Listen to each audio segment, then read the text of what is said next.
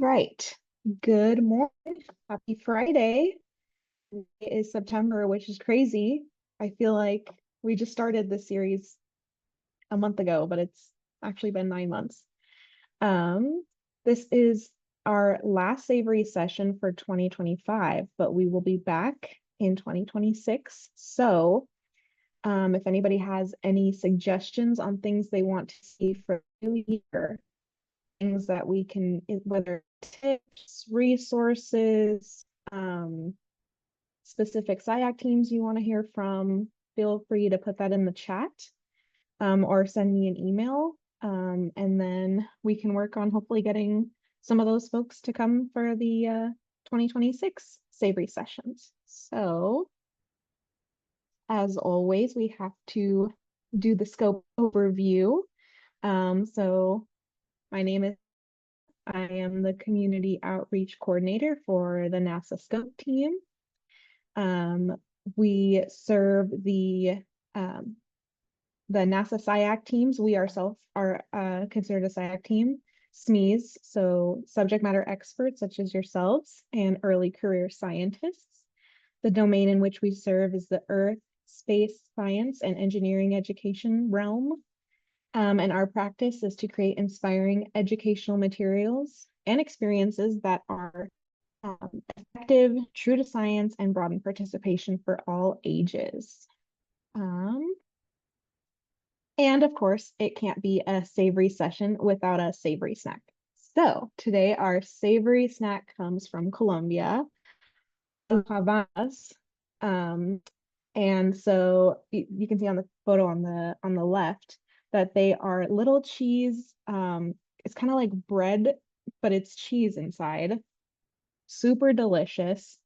Um, and so the question for today is, are they typically paired with what kind of beverage? Do you think it's milk, juice, or some type of hot coffee or hot beverage? So I'll give you like 30 seconds to put your answers in the chat. Let's see. Okay, I got some for coffee. Okay, milk. All right. Okay, the answer is hot coffee and a hot beverage.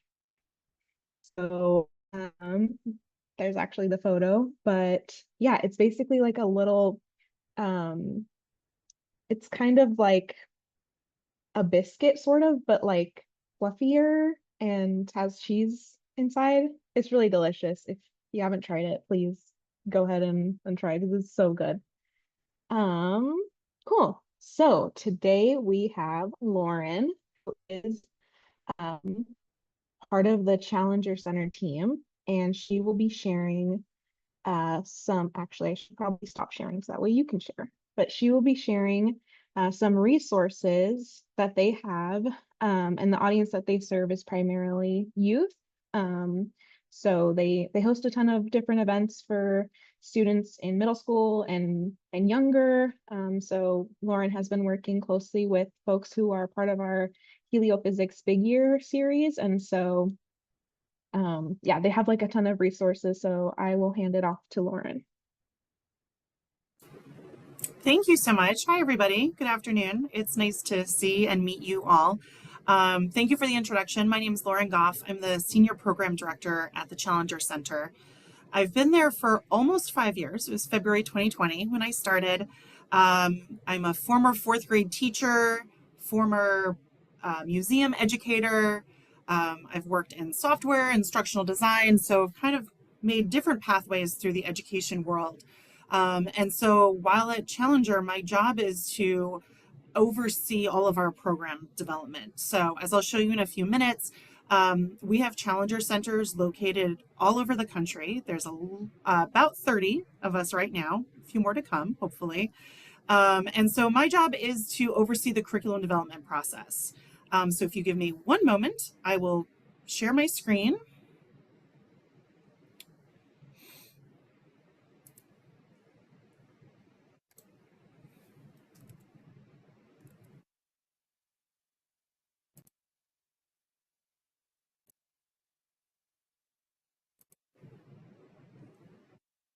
Okay. Can everybody see this okay? Yep. All right, super. Oops. There we go. So at our Challenger Learning Centers, we have divided them up across the country where some of them are based within community college networks. Some are placed within school districts, like a K-12 school districts. Some are placed within science or STEM museums, and others are standalone centers. And the real idea behind the Challenger Center is to have kids immersed in simulations such that it gives them an idea of 21st century skills. So things like teamwork, problem solving, troubleshooting, communication, failing and failing and failing, and then succeeding, working through all of those skills while also doing immersive roles that are similar to other STEM careers. So while we have the luxury of having an in-person simulator, and I'll show you a few pictures of that in a few minutes so that you can kind of wrap your brain around what that looks like, we also provide a lot of opportunities for learners not in the simulator to really immerse themselves in a Challenger experience. And in terms of engagement for our learners, like I said earlier, the key piece is immersion. Whether they are immersed in an actual simulated experience in our Challenger Center, whether they are in a virtual mission and they are taking on the role, or whether they are immersed in a virtual tour of looking at a simulator and going through the tools. We want the kids to really build a worldview that they have a place in STEM and there is space for them and they are able to do all of these STEM skills and more. So that is really our approach to our learning programs. We want the kids to have fun. We align all our content to NGSS science standards, but at the end of the day, we want the kids to come out saying, I did this. STEM is for me. I enjoyed it. I had a great time. So, like I mentioned, we are located all over the country. You can see we're pretty heavy in the Midwest and the East Coast, so we're definitely trying to branch out more to the West Coast. But we are 30 centers and growing at this point. And like I mentioned, so we have center missions. So we have 4 simulated missions for grades 5 through 8, where learners go to a Challenger Center to complete a mission. We also have virtual missions. Now, these really kickstarted actually in September of 2020 when everybody was home during the pandemic. But then we've kind of broadened past it to create some other virtual programs for centers that may not be able to reach every student in their community. So this allows, for example, we have a center in Bangor, Maine, and they use their virtual programs. They have reached every single island district in Maine. So these are some really rural communities that our center in Maine has been able to connect with due to virtual programming. And then the last one is our community engagement days and our free lessons. So on our Challenger Center website, and before I'm done with the presentation, I'll leave the link in the chat so that you can all see it. On our Challenger website, we also include free lessons, community engagement day activities. So these are immersive and hands-on activities that kids can do with parents or teachers or educators. And then, like I said, the free lesson library, many of them are curated from other activities done in the past with Challenger programs. We also have the modified, excuse me, Krista's Lost Lessons, which are lessons based upon Krista McCullough's lessons that she was planning to do in space before the Challenger disaster. So there's a lot of history with these programs, but they have been evolved into a lot of really great upper elementary and middle school programs that kids can do at home. They can do in a STEM space, they can do in their classroom. Very versatile, very low amount of supplies needed. We really try to base them on like household supplies. So I have just a couple pictures so you can see what we're looking at here. So this is a picture of our mission control. So when the kids go to a Challenger Center mission, they walk in and they're divided into 2 teams. One team is in mission control, the other team is in spacecraft. They each have separate jobs to do. They communicate using a comm link and radios or headsets so that they are collaborating and sharing ideas, and they're actually sharing data from experiments throughout. And then halfway through the mission, there is an emergency. Most of the time, the kids are not aware of it, so they're very surprised. And they have the opportunity to switch sides, which is really great so that everybody gets to go into the spacecraft and they get to transport into space through that simulation. So here's a sample image of our spacecraft. So you can see we've got glove boxes. I'll show you the next picture. This is our life support station. So the kids will do things like they'll check the water taps to see the pH levels. They'll check the barometer for air pressure. They'll check the temperature of the simulator, and they'll share all that data back with their colleagues in mission control. And this occurs during the entire mission. So the kids are busy, they're focused, they're hands-on between the computer station and the experiments that they're doing. They are usually wearing flight vests. So it's a really immersive role play experience for the kids. So like I said, these missions really give kids the opportunity to immerse themselves in these roles and try something out new. Most of the time when kids walk into a Challenger mission, they've never done science like these before. These are really unique, out of the box science experiments that are not typically seen in the classroom. So what we try to do is give them that immersion experience in the simulator.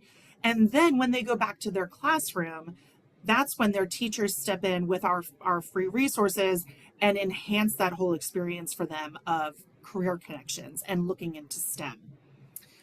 So what I wanted to do is share a couple other resources with you, and then I'll go to, if we have time, I'll go to the Challenger website so you can see where some of our free resources are. If you can give me 1 second, I just need to flip tabs to share.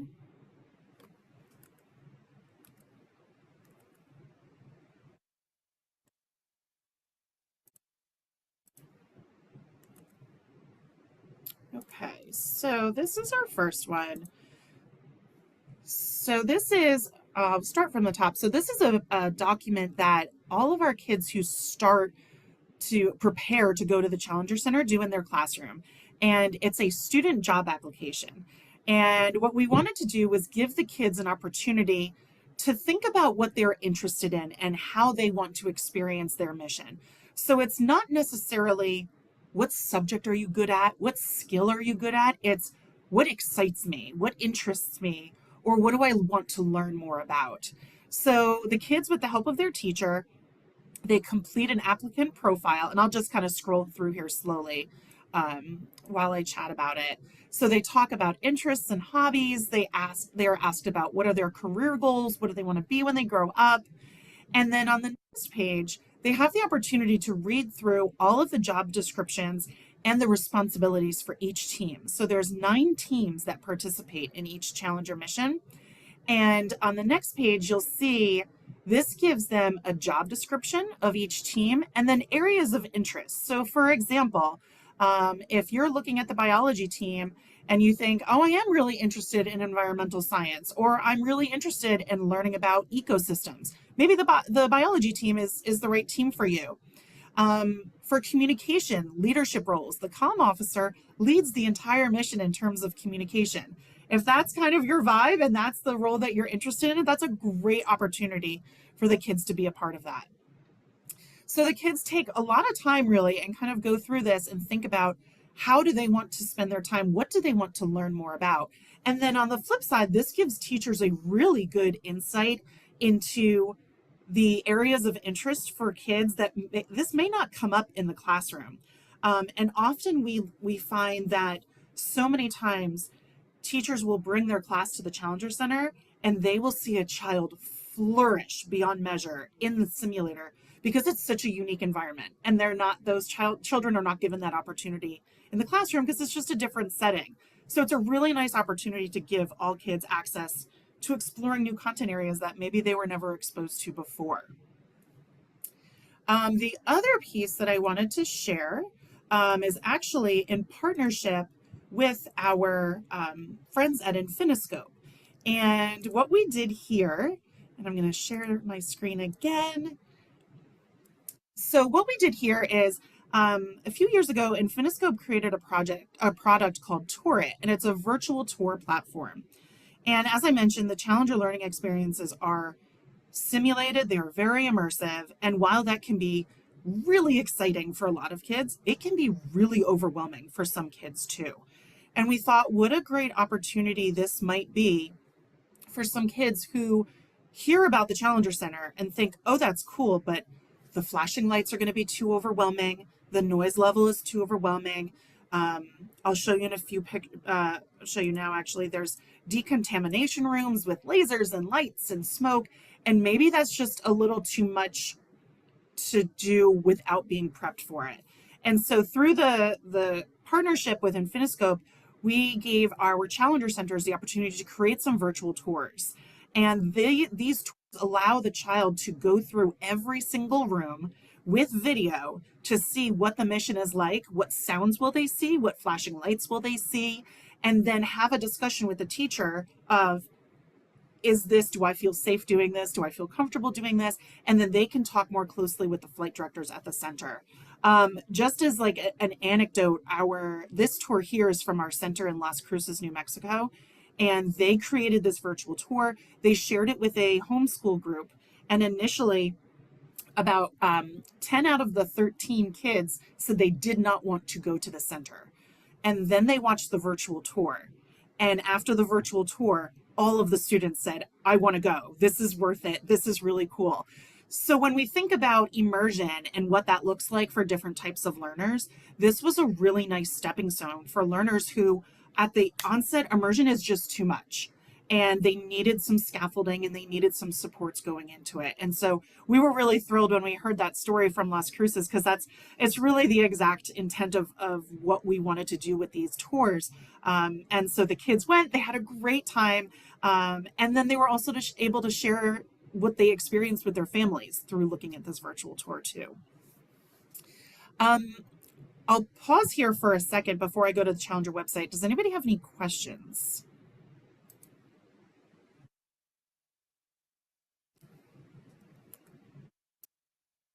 Okay, I'm going to pull up the Challenger website so you can see where all our free resources are.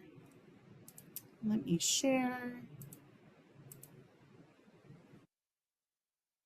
Okay, let me move my windows here 1 second. So on our Challenger website, it goes through the story of how the Challenger Center was founded. There's a few tabs up at the top here for educators. And then if you scroll through here, we've got Classroom Adventures, which is a virtual program, our center missions, our virtual missions, and then the free lesson library. And these are PDF documents that can be downloaded. They have alignment documentation for all content areas, and they also list out all of the supplies that may be needed. So like I mentioned earlier, we've got Krista's Lost Lessons. We partnered about 2 years ago with Minecraft Education to work on an Artemis project. There's a number of really cool resources here that kids can do and fun experiments they can do in both formal and informal learning environments. Just as an anecdote too for when our kids come to the centers.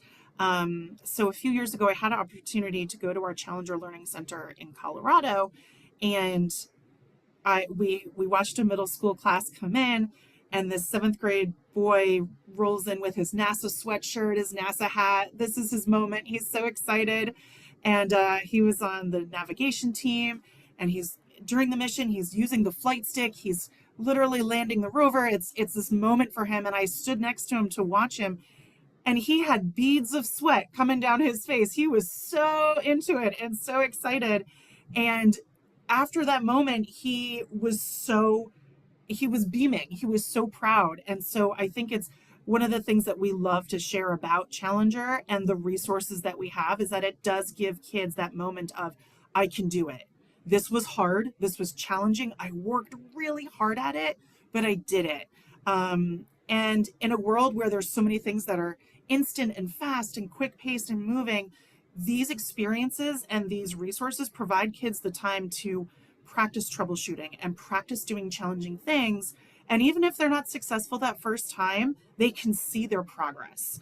And so as we move forward and looking at the educational landscape as we are now, it's so important for us to give kids the opportunity to troubleshoot and try and fail and succeed. And that's one of the things I'm most proud about Challenger Center and their resources. So I want to ask, I know we're close on time here. Does anybody have any questions, or does anybody need me to review anything or share anything again?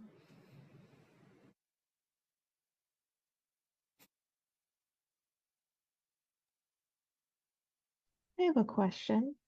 Yeah. So if folks are interested in possibly partnering with Challenger Center, going into one of the Challenger sites and maybe helping out or hosting one of the science events, how would they go about connecting um, with that location, or should they connect with you? Yeah. Yes, that's a great question. So yes, if you are interested in partnering or participating in an event at a local Challenger Center, I'll put my email in the chat here. But you can email me, and then we'll talk about where your location is, and I will set you up with a local Challenger Center. Alternatively, we have a lot of subject matter experts that are willing to do virtual events. So that broadens your opportunities of which centers to look for. Um, Let me put my email in the chat here.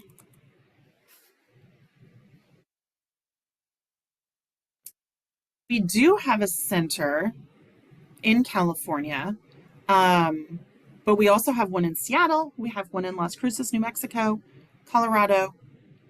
We're in progress with Oregon, so stay tuned. Does anybody else have any other questions?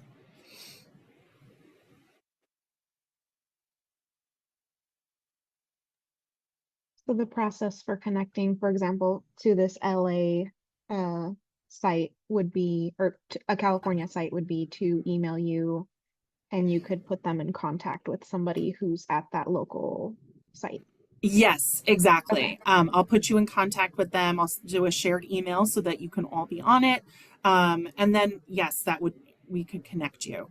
Um, in the past, with Scope, we've worked on having SMEs go during summer camps, which has been really successful. A lot of our centers have STEM festivals within the community, especially the ones that are affiliated with museums. They'll do a lot of STEM events on weekends and things like that. So there's lots of opportunity to participate if you're interested. And what if a early career SME is like, oh, I'm just starting out, but interested in helping. Is there someone at the local sites who can help facilitate that? Or what, Yes. what is So your advice? Yeah. yeah, the educators at the Challenger Center are all either former teachers or former educators in community college areas. And so they will assist you with gauging your comfort level. They'll share with you, okay, this is the plan for this camp that we have. This is the theme. How does that fit with yours?